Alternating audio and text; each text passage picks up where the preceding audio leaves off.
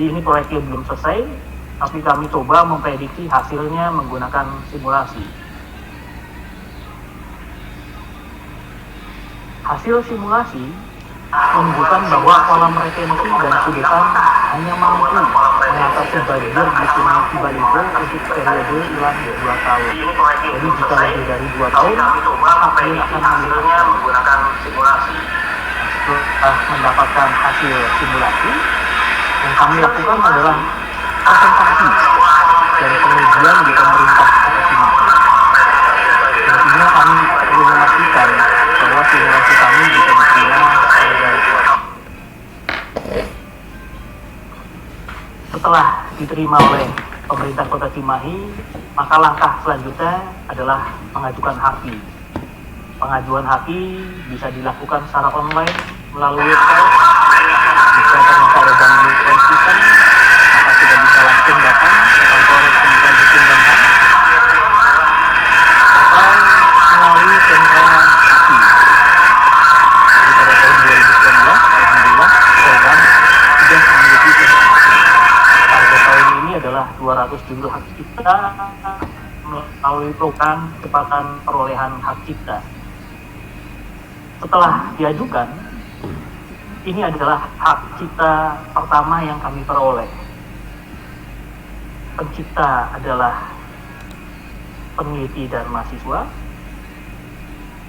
Pemegang hak cipta adalah korban. Di sini ada jenis judul dan jenis ciptaan. Dan pada lampiran berisi nama-nama kami termasuk nama mahasiswa. Nah, setelah mendapatkan haki pertama, maka ada perubahan cara pandang. Ternyata mengurus haki itu tidak sulit. Sensasinya hampir sama seperti kita saat artikel kita pertama kali di indeks Scopus. Ada rasa bahagia dan sama-sama bikin kita giliran. Nah, Bapak dan Ibu, menurut saya sudah saatnya kita memperkenalkan karya-karya kita selain publikasi artikel. Saya yakin Bapak dan Ibu selama ini sudah banyak memiliki karya hasil penelitian dan tugas akhir. Haki merupakan dokumentasi terbaik untuk mendokumentasikan karya Bapak dan Ibu.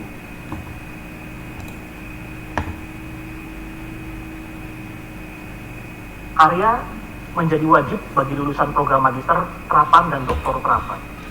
Jadikan tuntutan ini sebagai kolaborasi yang baik antara mahasiswa dan dosen pembimbing untuk menghasilkan haki dalam lingkup nasional maupun internasional. Haki tidak sekedar menjadi pengakuan dan penghargaan personal, tapi bermanfaat untuk program studi dan perguruan tinggi Bapak dan Ibu. Bentuk penghargaan haki bisa berupa koin dan poin. Namun yang saya bahas di sini hanya poin. Kalau satu paten milik Pak Arda angka kreditnya bisa 50 atau 60, kalau hak cipta seperti yang saya peroleh ini berada di butir F, yaitu memiliki angka kredit paling tinggi 15 untuk 2 karya per semester. Ini bisa menambah angka kredit untuk pengajuan lektor atau lektor kepala. Terakhir, kalimat ini sering kita baca di tahun ini. Pernikahan dunia akademik dengan dunia industri dan dunia usaha, ini sering kali kita baca. Saya tambahkan, akan lebih bahagia dan langgeng jika mas kawinnya adalah haki. Demikian, terima kasih Bu Moderator.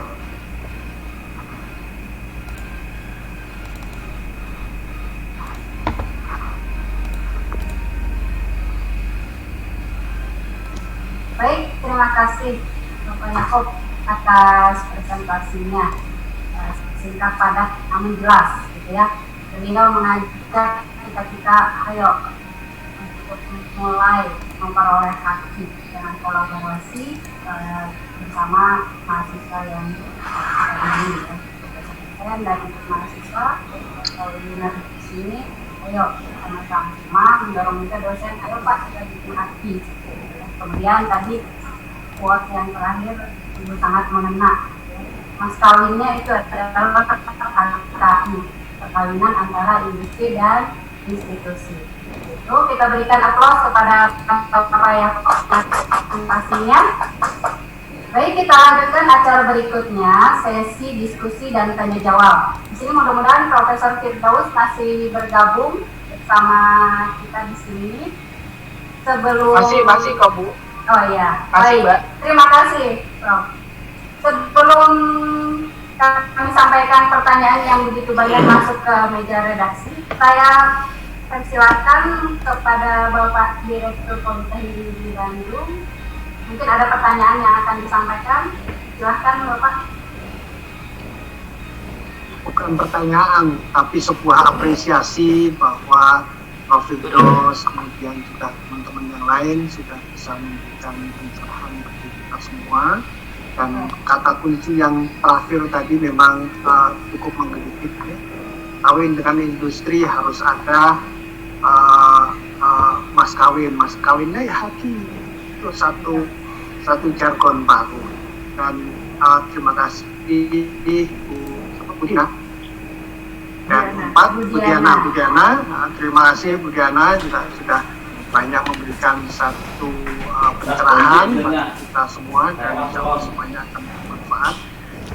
Dan yang luar biasa adalah Pak Arda nih. Kayaknya saya harus berguru nih dengan Pak Arda. Baik, terima kasih dan saya sangat terinspirasi oleh Bu Diana bahwa inovasi, invensi itu tentunya harus masuk ke dalam ranah yang dan juga sekali lagi tadi Prof. Firdaus menyampaikan bahwa memang luar biasa bagi kita bahwa setengah piring itu harus merupakan satu menu yang sehat sehingga kita bisa berpikir jernih. Baik, terima kasih sekali lagi, apresiasi yang sedalam-dalamnya pada Prof. Firdaus, dan berikutnya Pak Arda dan juga tentunya Pak Yakob sudah menginspirasi kita semua. Mudah-mudahan ini akan membawa kebaikan bagi seluruh rekan-rekan yang mengikuti. Amin. Terima kasih banyak. Apresiasi. Terima kasih apresiasinya kita berikan kepada direktur juga yang bergabung bersama kita di salah satu. Terima kasih Bapak. Kemudian kita lanjutkan pertanyaan-pertanyaan yang masuk. Kita sesuai dengan tema-tema yang mirip-mirip gitu ya pertanyaannya. Yang pertama, ini untuk semua narasumber, Pak Firdaus, Diana, Pak Arda, dan Pak Yakob. Pertanyaannya adalah, haki itu melalui proses yang panjang di Nah, bagaimana proses tersebut memungkinkan untuk penelitian tesis ataupun tugas akhir. Kami persilakan mungkin narasumber yang pertama, Profesor Firdaus, kemudian dilanjutkan Diana, Pak Arda, dan Pak Yakob. Silakan Pak. Baik, terima kasih Bu Lani. Jadi kalau saya memang sebetulnya kan hak itu ada level-levelnya ya. Jadi kalau pertama mungkin kalau untuk hak cipta agak cepat ya. Jadi kalau mungkin yang pertama itu hak cipta, levelnya itu dulu. Kemudian yang berikutnya baru masuk ke paten. Halo? Hak cipta berapa lama kemungkinan? Hak cipta itu cepat. Jadi tergantung tadi ya, hak cipta kan macam-macam ya. Jadi hak cipta itu kalau tentu saja kalau misalnya memang yang saya sampaikan di awal yang disebut dengan hak cipta buku itu bisa langsung, karena kalau buku itu memang udah langsung ada pada saat kita dapat ISBN ya, itu udah langsung dapat hak cipta. Itu yang pertama ya. Nah, cuma khusus untuk para dosen reminding saja bahwa kalau hak cipta yang dari buku, apakah nanti diambil dari tesis atau yang lainnya, itu tidak bisa diakui untuk penilaian yang bagian haki. Jadi dia dinilai sebagai bagian dari penelitian saja, tapi dalam bentuk monograf atau referensi. Tapi biasanya monograf karena referensi sangat sulit. Nah, itu yang pertama kalau untuk buku. Kemudian kalau hak cipta yang lain tadi kan banyak sudah diuraikan oleh Bu Diana. Nah, kalau misalnya software, kalau misalnya memang sudah tersedia, dan itu bisa digunakan, itu dalam proses 3-6 bulan sudah langsung bisa dapat hak ciptanya. Dan bayarnya juga sangat murah. Ingat saya itu cuma 450.000 ya kalau hak cipta. Nah, kemudian yang kedua baru ya, mungkin nanti Pak Arga bisa menjelaskan, pasti tadi juga sudah. Kalau paten kan mungkin memang agak lama ya pasti prosesnya gitu ya, sehingga banyak insentif dari DIPI. Tapi kalau desain industri dan sebagainya juga rasanya mirip-mirip dengan hak cipta. Mungkin gitu ya Bu Lani sementara, terima kasih. Baik, tambahan mungkin dari Ibu Diana, kami silakan. Iya, terima kasih untuk tadi yang disampaikan oleh Prof. Firdaus bahwa kalau hak cipta itu kan memang ada bermacam-macam dan lamanya juga bermacam-macam. Yang lama itu memang paten. Nah tadi juga saya lihat di cekot ini bagaimana kalau ternyata dari Polban sudah harus disubmit gitu ya, sedangkan hak ciptanya belum diurus. Kalau di kami itu biasanya disarankan 6 bulan setelah lulus itu minimal maksimal harus sudah diurus. Tapi juga yang bisa diurus oleh kami hak cipta itu sampai lu hilang itu sampai gue restart di ting sih gue dilayani. Memang di undang-undangnya nggak ada nggak beraktor, gue nggak berkabarin. kami pokoknya lupa dosen biasanya. Mana aja, Man? Ternyata Di rumah aja, belum ada, nggak dapat apa-apa. Kan gue diculik sama Rian. Gue ya ping, apa gitu, apa tes gitu lah. Hilang kan? Iya santainya. Ya, mungkin nanti udah disampaikan oleh Cek, please, Man. Firdaus dan Iya, coba dulu apa masalah? untuk pengumuman Bisa. Karena juga aja terminal. Oke. Udah tayo. Udah. Enggak ada paket ya? namanya Cek, please. 6 bulan ada Apa udah bisa? kemudian Ada kok, ada. Kakak kamu. waktu, Kakak kamu. Ada kabar, biar lah. Ada kan? Tambah lagi hilang nomor dia. untuk pasien itu 3 tahun. Ada kerester nomor dia. Ya bang ya, ini soalnya. Waduh, sama Ustadz yang nggak mau ditafsir lagi. Aduh, udah. Gue mau nanya. Sombong sama Ustadz yang nggak mau ditafsir. Saya kira kalau lama ya untuk sampai di Ustadz yang nggak mau ditafsir. gitu ya. Itu mungkin pemikiran saya saat ini. Baik, terima kasih. Kemudian Ya, terima kasih Bu Leni. Jadi pengalaman saya memang hanya Tahsir dulu, guys. Jadi ini prosesnya relatif lebih cepat. Jadi benar sekali ini harganya pun tidak terlalu mahal, di bawah 1 juta. Jadi kalau kami itu mengajukan tentang tugas akhir selesai, mungkin 3 bulan mengajukan sudah selesai. Apalagi ditambah dengan program percepatan yang sentra haki Polban lakukan, Baik, Ustadz tafsir. lebih singkat. Itu saja Bu. Tambahkan Saya mau ditafsir dulu nggak? Gimana? itu untuk Mau ditafsir? untuk pemeriksaan untuk tantip itu 2 juta pembayaran, dan untuk pendaftaran itu 750.000. Lihat itu Itu YouTube lagi streaming. Baik, pertanyaan berikutnya ini dari Politeknik Aceh. Hobi main game kan? Mendapatkan PHKI bagi dosen. Apakah harus sesuai bidang Iya, makanya lihat itu ya. bagaimana justru YouTube. produk yang dimiliki dosen adalah hasil kegiatan bersama komunitas. Ini kuliah ya? Hah? Kuliah ya? Webinar. Hah? Webinar. Webinar apa sih? Urutannya Webinar. Nggak tahu gua. Web Pak seminar. Anda, Bu Diana, baru Prof. Coba lihat YouTube gua. Terima kasih. Streaming nggak? Tadi sebenarnya Prof. Firdaus sudah menunjukkan bahwa bidang ilmunya berbeda, Yang di bawah. karena Kalau hobi main kolaborasi game, dengan nanti teman-teman gua lintas settingin bidang ilmuwan itu ternyata OBS bisa nya. menghasilkan suatu paten. Itu sudah terbukti. Nah, apalagi dengan haki yang lebih rendah seperti hak kita. Jadi menurut saya sangat memungkinkan. Justru kolaborasi itu yang diperlukan oleh kita saat ini. Demikian. Baik, terima kasih. Kemudian Pak Anda dan sama yang disampaikan oleh Pak. juga Program studi BPS. Oh, wujud ya? Udah kedua. Nah, selanjutnya Kok Ibu game sih? Diana. Ini kayaknya tentang ini. Ya, Iya, kalau lo mau game online nanti gua settingin ODPS-nya. Sekarang kalau kita memang di era yang multidisiplin, di era yang kita tidak bisa bekerja sendiri, Nah, dia ini di era kolaborasi, OBS ini tentunya fasilitas semakin ngejebatin yang biar masuk dia dalam tuh tubuh gitu kita loh, itu akan Staf. semakin kaya dan semakin baik. Lo pernah ngeliat yang orang main game fotonya doang nggak? Dia pakai ini. Ini tadi juga sudah saya sampaikan Nah, ini kan ada gua. militer Indonesia ya, Ada ininya, screen. PMI ini kami dari Unpad Pernah kan ngeliat anak-anak yang main game? Oh iya, cek dulu ya, Pak, Jadi ya? orang kayak gini ini cara. memang teman-teman di ITB dan Bukan baru di dalam, baru Lu di lagi dalam. seminar Ah, jadi seminar secara online. semakin berkembang Iya. semakin baik gitu. Terima kasih kepada Pak Prof. Firdaus. Apa? Saya malah Oh, ini. berangkatnya Ya. ya hati-hati ya. Ya. rasanya nggak mungkin ya. Kalau dia mau bagus, apalagi international granted. Saya kasih contoh begini ya, yang mudah banget. Kita itu kalau dari Subang biasanya kan nas jadi dodol ya.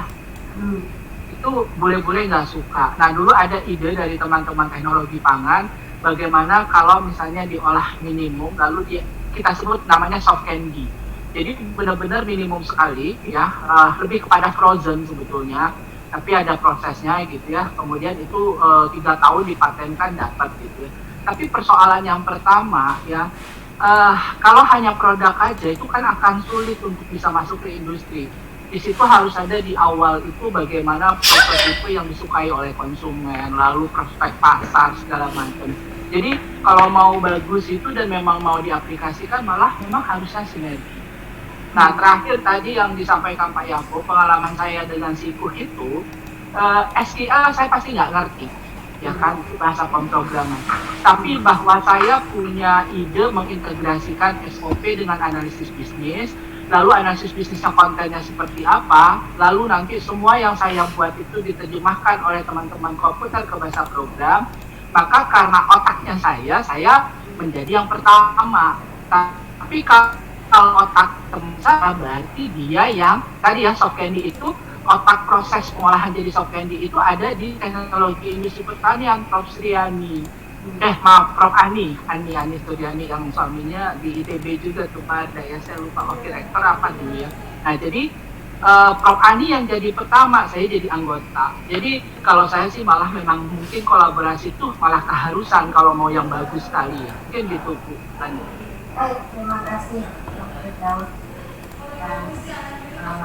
pandangannya, jawabannya mengenai pertanyaan tadi yang membutuhkan kolaborasi gitu ya, karena akan menggunakan beragam hati kita maupun partai. Pertanyaan berikutnya ini ditujukan ke masing-masing narasumbernya. Yang pertama untuk Prof. Firdaus. Pertanyaannya, apakah Sikuh dari Prof. Firdaus juga memfasilitasi apabila ada hama untuk tanaman yang ada? Silakan. Ya, jadi tadi saya sampaikan bahwa Sikuh ini enaknya dulu gini. Saya itu simple banget. Ini juga ya, mungkin pengalaman juga bagi kita semua. Dulu itu biasanya SOP komoditas itu dicetak dalam buku. Lalu kalau misalnya mau tahu penyakit, misalnya kutu putih, ya, kemudian atau penyakit kuning pada cabai, mungkin nggak bukunya itu dicetaknya hitam putih? Kan nggak mungkin, harus berwarna kan?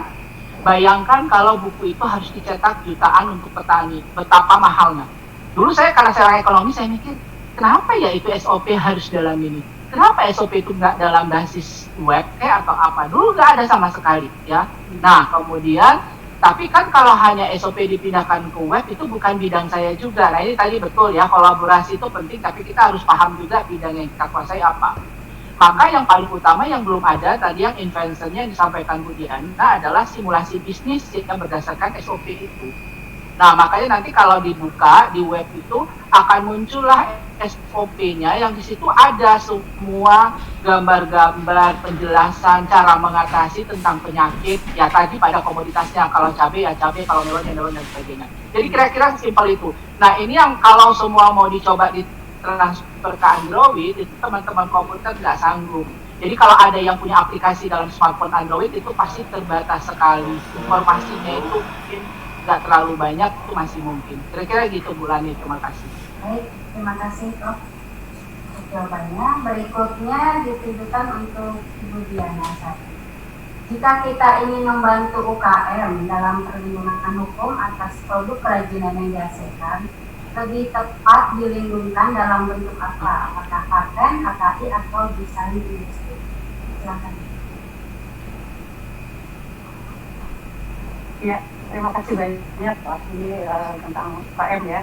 Tentunya tadi yang ditanyakan adalah untuk modelnya ya, untuk apanya yang desain apanya tema ini perlindungan hukum atas produk kerajinan yang dihasilkan. Kerajinan. Produk yang dihasilkan. Ya, tentunya kalau produk kerajinan, karena kalau menurut saya ini akan penggunaan teknologinya tidak terlalu kental dan ini lebih tepat di haki. Jadi kalau haki bisa ke cipta nantinya, atau bahkan jadi banyak sebenarnya itu juga bisa kita dari ciptanya kita bisa lindungi, juga bisa dari mereknya kita juga bisa lindungi. Jadi biasanya teman-teman kalau teman-teman dari UMKM itu kami bantu untuk merek dan juga cipta. Ya, itu bisa dari beberapa sisi, beberapa segi. Betul. Sama dengan produk-produk yang lain juga mungkin yang teman-teman sekalian untuk menambah wawasan saja, bahwa satu produk itu bisa bahkan patennya bukan hanya satu gitu. Contohnya tadi kembali lagi PNI ini setahu saya saja sudah ada 3 paten yang untuk PNI. Jadi berbeda-beda dari setiap komponennya gitu. Jadi bisa kita lihat asal yang tadi Pak Anda sebutkan bahwa harus ada kebaruan di industri artificial. Terima kasih. Terima kasih Diana. Berikutnya untuk Bapak Anda, pertanyaannya adalah apabila sama-sama memfungsikan air embun yang dihasilkan, tetapi untuk keperluan lain selain air minum seperti yang Bapak buat, kira-kira apakah bisa dipakai? Ya, itu kebetulan di paten saya itu ada 3 judul paten. Judul yang ketiga itu adalah tentang mobile unit, dan mobile unit itu airnya memang nggak ditujukan untuk AMDK atau air minum dalam kemasan, tapi lebih diprioritaskan untuk misalkan pertanian dan sebagainya. Karena mesinnya itu mobile, artinya bisa dipindah-pindah, ada rodanya segala macam, jadi itu movable sekali, sehingga jika di suatu tempat misalnya dilanda kekeringan, atau misalnya di suatu desa ada misalnya ada satu musibah sehingga nggak bisa mengambil air minum dari sungai misalnya atau dari sumur, jadi mobile unit ini bisa dimanfaatkan gitu. Jadi saya kira nggak cuma untuk air minum saja, tapi untuk keperluan lain juga bisa. Nah, untuk untuk judul saya yang nomor 1 tentang multipurpose, itu ada 4 hal yang bisa diproduksi selain dari udara dingin yang dihasilkan oleh AC itu sendiri. Yaitu yang pertama adalah air embun tadi, kemudian udara panas itu bisa untuk mengeringkan pakaian, dan juga air panas yang bisa untuk mandi, karena air panas yang dihasilkan itu suhunya nggak sampai 100 derajat, 80 derajat, tapi cuman paling maksimal hanya 40, 50, 60 derajat. Jadi bisa dimanfaatkan untuk mandi. Itu mungkin dari tambahan dari saya. Terima kasih. Baik Pak, jadi sebenarnya masih bisa dipatenkan, namun tetap memperhatikan yang tadi itu ya Pak, novel di belum ada ya. Baik, terima kasih Bapak Ada.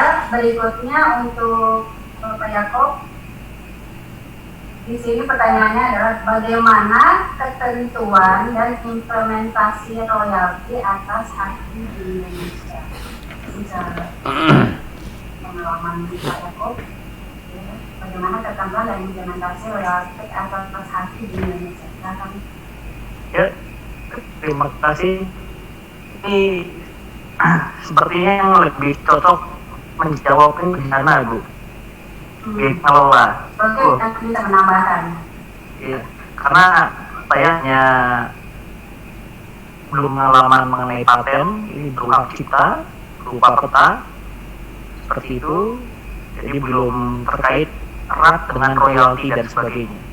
Silakan, Bu.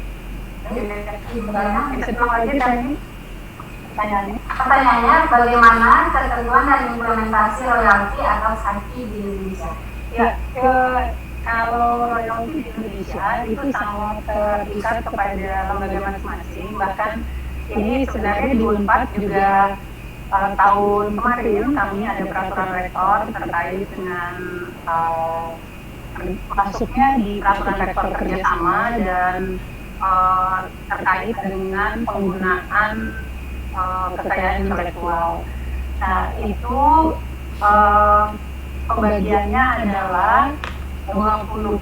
Jadi sharing saja ya, jadi bukan sebagai patokan gitu, nanti mungkin bisa di IPB seperti apa.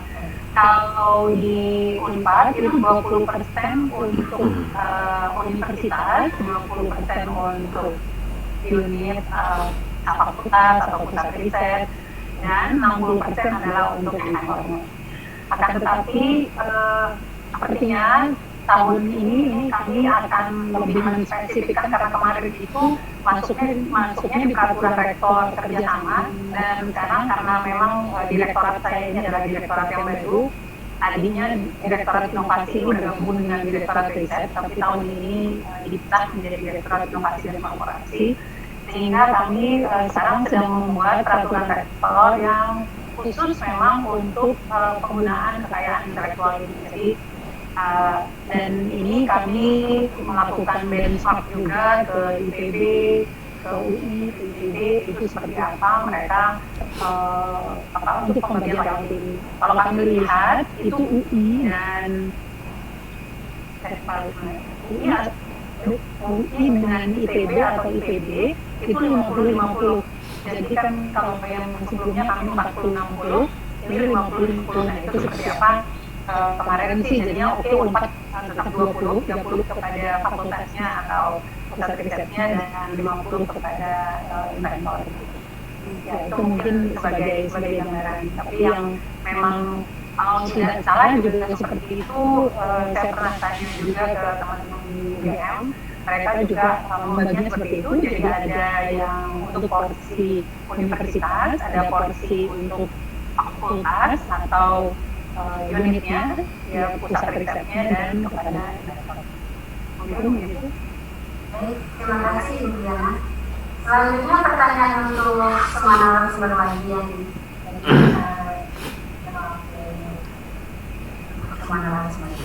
mohon izin penjelasan ini dari Poltekkes Surabaya.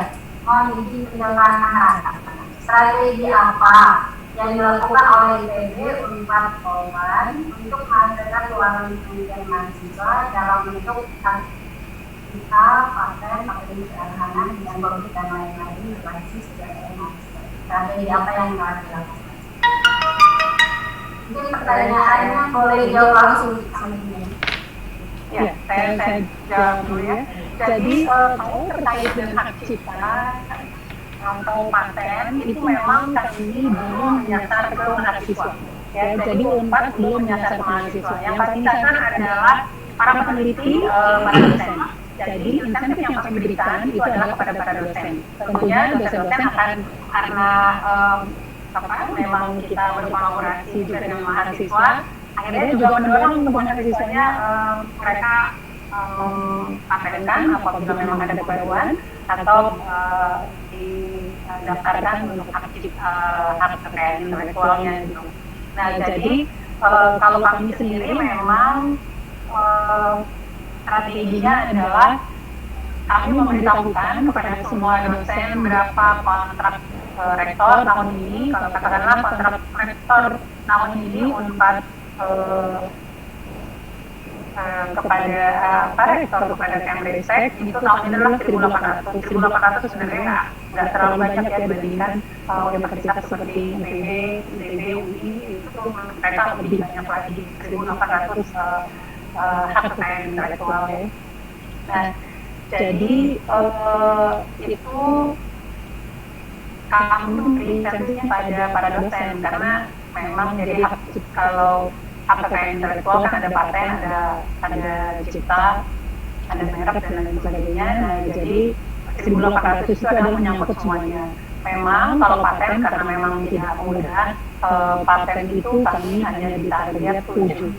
Paten itu hanya ditarget 7, sedangkan kalau hak kekayaan intelektual itu kami ditarget 1.800 tahun ini. Ya, alhamdulillah dengan insentif yang diberikan kepada para dosen, itu jadi dosen juga bersemangat ya untuk mendaftarkan hasil karyanya. Jadi begitu. Terima kasih Bu Yana. Selanjutnya mungkin Pak Firdaus. Ya, mungkin sedikit saja mengingatkan ada satu informasi tentang kekayaan intelektual ini. Kalau untuk perguruan tinggi itu kan semua mungkin sudah pada tahu namanya BIC, Business Innovation Center. Saya ingat kali dulu BIC itu awal-awalnya memang waktu masih zamannya dirintis BPPT ya, masih dirintisnya pada saat masih ada BPPT. Kemudian kan selalu memberikan inovasi ya tiap tahun. Nah, kenapa IPB itu selalu paling banyak? Sebetulnya sumbernya ada dua. Satu dari memang dosen, yang kedua ya, nah ini yang jarang diberdayakan. Tadi ada chatnya kebetulan Mulani, PKM. Jadi PKM mahasiswa itu sebetulnya seringkali itu tidak sampai ending. Nah, beberapa dosen itu meneruskan. Jadi kalau dia sebagai pembimbing meneruskan, ya, maka itu kan ini pertanyaan di chat itu boleh nggak kalau PKM gitu ya, tergantung posisinya lagi-lagi, karena ini masalah hati nurani ya, masalah kejujuran ya. Jadi kalau memang kan nggak mungkin lah PKM dalam 4 atau 6 bulan itu bisa langsung sampai ke hasil gitu ya. Nah, maka kalau diteruskan oleh dosen lalu jadi haki gitu ya, maka itu milik dosen. Tapi kalau memang mahasiswanya ya rasanya sih dosennya bisa sebagai anggota. Nah, ini yang menjadi salah satu sumber. Kalau tadi ditanya strategi ya, sebetulnya sama tadi ada juga pemberian dengan insentif dan sebagainya. Tapi IPB itu setahu saya selama ini salah satu sumbernya itu adalah dari Business Innovation Center. Dari PKM. Jadi yang di Business Innovation Center itu sebagian itu adalah PKM mahasiswa. Ada yang ke ending diteruskan oleh dosennya begitu ya. Nah, terakhir mungkin kalau dari tugas akhir mahasiswa, saya setuju ya. Kalau misalnya Polban kan agak beda ya. Polban kan memang tugas akhirnya harusnya dalam bentuk yang lebih real. Seperti tadi Pak Yakob kan dalam bentuk peta yang bisa kemudian dicari hak ciptanya. Jadi bukan betul-betul skripsi seperti sarjana gitu ya. Jadi ada produk, ada inovasi. Nah, menurut saya ya itu tadi mungkin yang paling cepat itu hak cipta, dan itu adalah salah satu strategi dari perguruan tinggi untuk teman-teman yang memang di terutama eksakta ya, mungkin yang bisa UI ataupun juga di informasi dan sebagainya, itu banyak sekali produk yang memang bisa dihakikan. Jadi itu menjadi salah satu strategi. Jadi tidak betul ya, insentif tentu harus gitu ya, terutama apalagi kalau PTNBH tadi Bu Diana udah bilang kontrak ya. Kalau yang BU kan mungkin tidak ada kontrak khusus, tapi kalau PTNBH kan ada kontrak jumlahnya sekian. Nah, itu kemudian ada insentifnya juga gitu. Tapi beberapa perguruan tinggi nggak memiliki itu, menurut saya kita optimalkan dari yang potensial ada, apakah dari PKM ataupun juga memang dari tugas mahasiswa. Mungkin itu Mulani, terima kasih. Baik, terima kasih Pak Firdaus. Selanjutnya Pak Adat. Ya, untuk saya mungkin untuk mahasiswa itu untuk proses pengajuan paten saya kira terlalu lama ya, kalau harus menunggu 3 tahun dan sebagainya. Pendaftaran aja itu 6 bulan gitu ya. Nah, saya nggak tahu, mungkin Profesor Dwi atau Pak Yaakob mungkin ada pengalaman sendiri. Saya kira kalau untuk mahasiswa Polban selama ini mungkin belum pernah, saya dengar belum pernah ada gitu ya, yang tugas akhirnya kemudian dilanjutkan dengan paten gitu ya. Saya nggak tahu, mungkin Profesor Dwi atau Pak Yaakob mungkin bisa menjawab. Terima kasih. Atau Pak Rahmat Bang, Pak Direktur. Saya tambahkan ya, jadi memang betul untuk paten kami belum ada dari mahasiswa, jadi kami lebih banyak tugas akhir ini lebih ke hak cipta.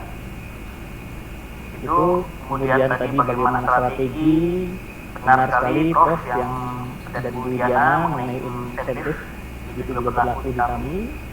Kemudian yang paling penting adalah di Polban tiap dosen harus sudah memiliki roadmap penelitian masing-masing selama 5 tahun ke depan. Di situ kami harus menargetkan pengeluaran kami tahun ini sampai 5 tahun ke depan, termasuk adalah haki. Apakah kita akan merancang hak cipta, paket sederhana, itu semua dosen di sini sudah mempunyai roadmap seperti itu. Kemudian strategi lain benar tadi Prof sudah ceritakan, PKN dan penelitian pun sama, karena memang di politeknik sifatnya vokasi, terapan, jadi sebenarnya lebih banyak karya-karya yang bisa kita presentasikan. Kemudian kita lanjutkan untuk mengajukan haki. Seperti di sini ada S2 atau magister terapan. Magister terapan lulusannya dituntut untuk membuat karya yang dipamerkan atau dipresentasikan. Ini satu langkah lagi untuk mengajukan haki. Nah, itu strategi-strategi yang selama ini kami lakukan di sini. Terima kasih. Baik, terima kasih. Berikutnya ini ada pertanyaan dari satu langkah dosen Pak Dimas. Pada Anda di sini, mohon di-share link paparan data yang digunakan untuk memeriksa existing pattern. Jadi bagaimana kita dalam tahap pengamatan itu tahu ini apa yang sudah dihasilkan oleh orang lain. Ya, mungkin saya bisa jawab. Jadi kita approaching aja.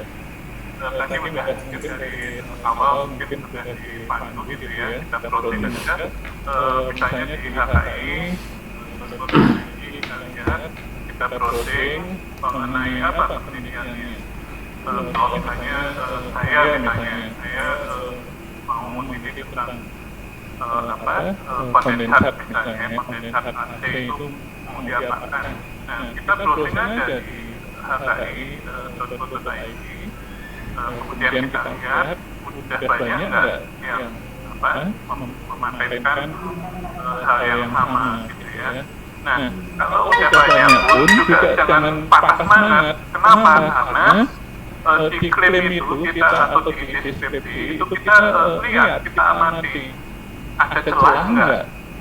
Kalau ada celah, kemudian kita lakukan penelitian lagi gitu ya, untuk mendukung penelitian yang yang udah publish gitu ya, yang udah dibuat paten oleh orang lain. Jadi celah-celah inilah yang kita buat penelitian gitu. Jadi kalau udah dibuat penelitian sama orang lain ya jangan patah semangat gitu. Itu yang saya mau garis bawahi. Jadi harus kita lihat klaim sama deskripsinya, kemudian ada nggak yang bisa diulik gitu ya. Saya bilang diulik klaim-klaimnya itu sehingga menjadi baru lagi. Nah, kalau udah menjadi baru lagi, kita lakukan aja penelitian. Jadi mungkin dari sini mungkin dari browsing kali ya, dari browsing, bukan dari pengamatan gitu ya, tapi dari browsing dilihat paten-paten orang lain gitu, yang sudah dekat-dekat sama penelitian kita lihat, kita amati, ada nggak celah-celah, celah kita catat gitu ya. Nah, itu menjadi cited dokumen untuk paten kita. Sehingga yakin bahwa paten kita pasti akan novelty gitu kan. Karena apa? Karena nggak sama lagi sama paten-paten yang sebelumnya, yang terdahulu. Itu mungkin jawaban saya. Terima kasih. Baik, terima kasih Pak Anda jawabannya. Rata-rata waktu sudah 30 menit lebih dari sesi diskusi dan tanya jawab. Di akhir pengunjung acara inti dari webinar kali ini, saya ingin dapat kesimpulan dari beberapa paparan serta diskusi yang dilakukan sampai kali ini. Tadi yang pertama yang disampaikan oleh kawan-kawan itu tidak dahulu, bahwa tidak ada yang namanya hasil atau paten itu datang dari jadi suatu proses yang menentukan kesungguhan kita untuk memulai dan sampai akhirnya mendapatkan hasil atau paten. Kemudian telah disampaikan juga oleh Diana definisi kemudian pengertian paten hati, dan dilanjutkan oleh Pak Arda tentang tahap-tahapnya secara detail, langkah-langkah dari mulai ide sampai akhirnya mendapatkan paten. Itu kemudian oleh Pak Yanto disampaikan bahwa kita bisa dimulai dari karya sebagai mahasiswa dan berkolaborasi, kemudian tadi menghasilkan perkawinan antara individu dan seperti itu. Baik, begitulah acara webinar. Secara ini kita telah diikuti dari awal sampai akhir.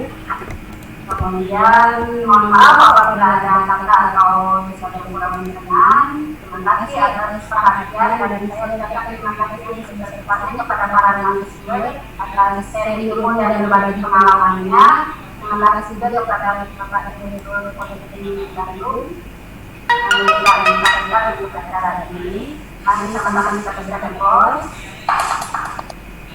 Saya kembalikan kepada host Pak Fatia. Baik, terima kasih kepada Ibu Leniani yang telah menjadi moderator di acara webinar hari ini. Tidak lupa juga terima kasih kepada para narasumber yang telah berbagi ilmu mengenai bagaimana merancang paten dan hak cipta berbasis penelitian, tesis, dan tugas akhir dari mahasiswa. Para hadirin yang saya hormati, sebelum mengakhiri acara webinar hari ini, mari kita mendengarkan penutupan dari Bapak Profesor Dwi Suhartanto, MCM PhD, selaku Ketua Program Magister Serapan Politeknik Negeri Bandung. Kepada Bapak Profesor Dwi Suhartanto, waktu dan tempat kami persilakan. Terima kasih. Assalamualaikum warahmatullahi wabarakatuh. Alhamdulillah, Bapak Ibu, saudara semuanya, hampir belasan jam kita berdiskusi. Saya mengikuti secara detail juga. Saya kira luar biasa paparan dari narasumber kita yang ternyata juga sangat klop, saling melengkapi. Saya kira luar biasa. Saya mengucapkan terima kasih banyak pada Bapak Ibu dan para peserta dan khususnya tentu pada Profesor Firdaus dan Ibu Dr. Diana dan kawan saya Pak Arda dan Pak Yakob. Luar biasa, terima kasih atas sharing ilmunya. Tadi beberapa kesimpulan dan pesan dari rangkum oleh Ibu Direktur Leni dan saya kira benar sekali Bapak sekalian bahwa jika di dunia pendidikan, terutama media desain gitu ya, dharma penelitian itu luar biasa dan harus kita tekuni gitu ya. Dan kunci penting tadi saya ingin highlight sama tesis yang disampaikan oleh Profesor Firdaus, Diana, ada Pak Yakob sama bahwa semuanya perlu proses. Artinya sebagai dosen kita perlu membangun roadmap yang jelas secara pun gitu ya. Kemudian dalam roadmap itu, dalam penelitian itu ada bagian-bagian yang menurut saya mahasiswa itu kita kasih proses. itu akan memudahkan, akan mensupport kita untuk membangun karya, apakah itu artikel atau paten maupun. Pada akhirnya di akhir sesi ini saya ingin ucapkan terima kasih banyak atas nama Kekuasaan Sosial dan Korban dan juga ketua Politeknik dan Enggak, Mas. Enggak. dengan baca Alhamdulillahirrahmanirrahim acara webinar ini saya nyatakan. Terima kasih. Assalamualaikum warahmatullahi wabarakatuh. Waalaikumsalam warahmatullahi wabarakatuh. Terima kasih banyak kepada Bapak Profesor Dwi Supriyanto atas penutupannya yang sekaligus telah secara resmi menutup acara webinar hari ini. Semoga ilmu yang telah kita dapatkan hari ini dapat kita amalkan dengan sebaik-baiknya. Saya, selaku host, mewakili seluruh panitia webinar, ingin mengucapkan terima kasih banyak kepada seluruh peserta dan narasumber yang telah mengikuti webinar hari ini, dan kami memohon maaf jika ada kesalahan pengucapan selama webinar berlangsung. Sampai jumpa di acara webinar program Magister Terapan Politeknik Negeri Bandung di waktu yang akan datang dengan tema yang tidak kalah menarik. Stay tune pada our YouTube channel di Magister Terapan Politeknik Negeri Bandung. Terima kasih. Wassalamualaikum warahmatullahi wabarakatuh. Waalaikumsalam.